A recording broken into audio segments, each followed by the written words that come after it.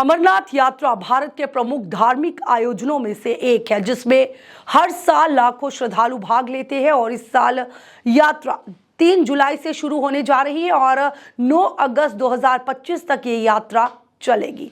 यात्रा को लेकर सरकार ने व्यापक सुरक्षा व्यवस्था के तहत कई महत्वपूर्ण निर्णय भी लिए हैं और सबसे बड़ा फैसला ये लिया गया है कि पूरे अमरनाथ यात्रा मार्ग को नो फ्लाइंग जोन घोषित कर दिया गया है। और इसका उद्देश्य यात्रियों की सुरक्षा सुनिश्चित करना और किसी भी संभावित खतरे को पहले ही रोकना है।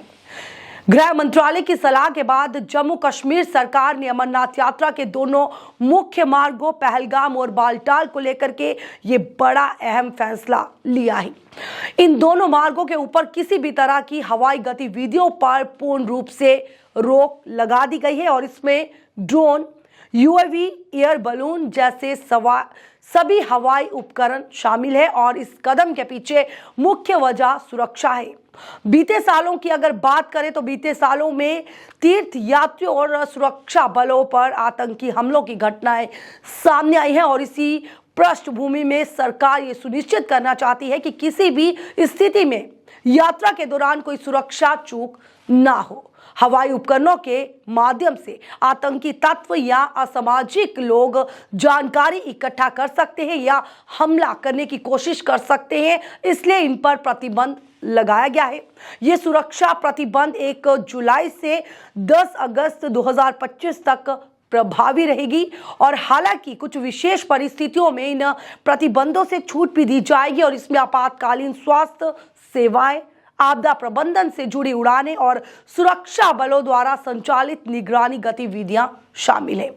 इन मामलों में पूर्व अनुमति हासिल कर हवाई गतिविधि की जा सकेगी। और अमरनाथ यात्रा के दौरान आपको बता दें कि सुरक्षा सुनिश्चित करने के लिए सरकार ने केंद्रीय सशस्त्र अर्धसैनिक बलों की 580 कंपनियों को तैनात करने का भी निर्णय लिया है। ये जवान यात्रा मार्गों, शिविर स्थलों, प्रवेश बिंदुओं और बाकी संवेदनशील जगहों पर तैनात रहेंगे। पहलगाम हमले जैसी घटनाओं की पुनरावृत्ति ना हो और इसके लिए व्यापक तैयारी जो है वो भी की जा रही है।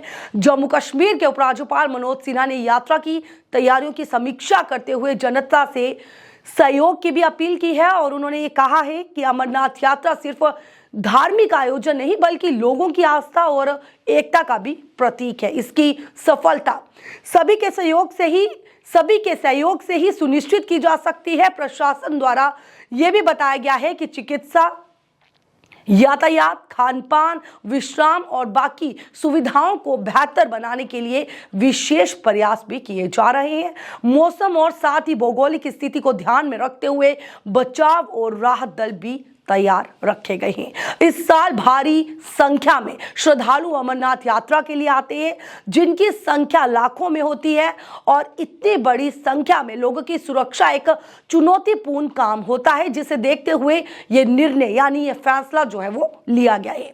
नो फ्लाइंग जोन की घोषणा के साथ ये सुनिश्चित किया गया है कि किसी भी तरह की भारी निगरानी या फिर हस्तक्षेप से यात्रा प्रभावित ना हो। अमरनाथ यात्रा को लेकर सरकार ने जो सुरक्षा उपाय अपनाए हैं वह ये दर्शाते हैं कि तीर्थ यात्रियों की सुरक्षा सर्वोपरि है।